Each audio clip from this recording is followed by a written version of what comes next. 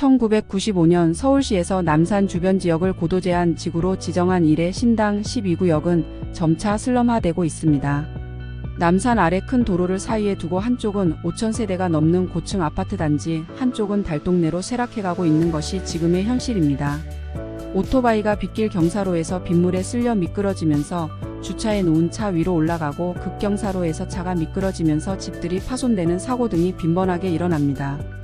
가로등이 제때 고쳐지지 않아 컴컴한 밤길을 걸어서 집으로 향해야 하는 문제, 집들이 점차 기울어져가는 불안한 상황, 공영주차장의 절대적 부족으로 불법 과태료를 수백만 원씩 물게 되는 문제, 화재 시 좁은 경사로 때문에 소방차가 빨리 진입하지 못해 주택 내부가 전소된 사건 등은 모두 신당 12구역 다산동의 고질적 문제로 인한 사고들입니다.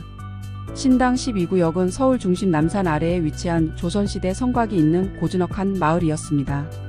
그런데 1995년 서울시의 고도 제한 지구로 지정한 후 방치되었고 버려진 동네가 되었습니다. 서울시에서 정한 고도 제한의 근거는 지금은 철거된 약수고 가차로입니다. 그 약수고 가차로 위에서 남산 쪽을 바라봤을 때 건물 사이로 남산타워가 보인다는 것이 근거입니다. 하지만 그 기준점이었던 약수고 가차로는 철거되었고, 따라서 남산 조망권을 위한 우리 12구역의 고도 제한은 불합리한 규제로 남았을 뿐입니다. 지금은 약수역 주도로에서 신당 12구역을 거쳐 남산 쪽으로 바라보았을 때 도로 건너편에 높이 들어선 남산타운 아파트 단지만 보일 뿐입니다. 실사를 나온 중구청과 서울시청에서도 남산 조망권이 아니라 남산타운 아파트 조망권인 셈이라고 입을 모아 말씀하셨습니다. 남산 아래 큰 도로를 사이에 두고 한쪽은 5,000세대가 넘는 고층 아파트 단지, 한쪽은 달동네로 쇠락해가고 있는 것이 지금의 현실입니다. 한때 도시 재생 사업으로 낡은 동네를 손보자는 움직임도 있었습니다. 그러나 도시 재생 사업은 근본적인 해결안이 될 수 없었습니다.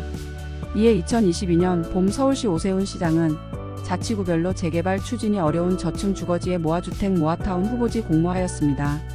재개발이 어려운 지역을 특별건축구역으로 정해 체계적으로 공공시설을 확충해서 마을을 새롭게 정비한다는 계획이었습니다.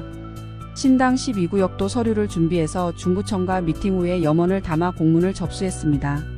그러나 고도 제한의 벽에 부딪혀 보류되고 말았습니다. 이후 22년 가을 김길성 신임 중구청장님이 선출되시면서 우리 지역의 현실적 절박함에 공감하시고 30년간 낡고 살기 불편한 지역의 긍정적 변화에 주춧돌을 놓겠다고 약속하셨습니다. 이에 2022년 가을부터 중구청 주도로 현황 조사가 적극적으로 시작되었습니다. 신당 12구역 주민들도 구청에 발맞춰 남산 고도 제한 완화 신당 12구역 주민협의체를 결성하여 다시 자문을 받고 토론회를 열었습니다. 구청 주도 공청회에도 2022년 가을부터 2023년 4월까지 여러 번 참석하여 신당 12구역의 열악한 주거 환경을 알리고 고도 제한 완화만이 현실적 어려움을 해결할 수 있음을 논리적으로 의견 제시했습니다. 이에 올해 안으로 고도 제한 완화에 대한 긍정적인 결과를 기대할 수 있게 되었습니다.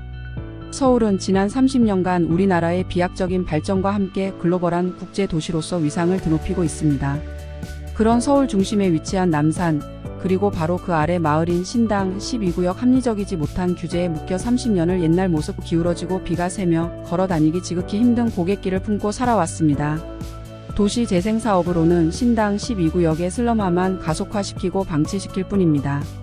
일방적으로 참고 살아온 12구역의 희생과 피해는 이제 해결되어야 합니다. 이 문제는 서울시와 중구청이 함께해야 하지만 무엇보다 12구역의 주민들이 주인의식을 갖고 함께 뜻을 모을 때 중구청과 서울시의 긍정적인 결과를 이끌어낼 수 있을 것입니다.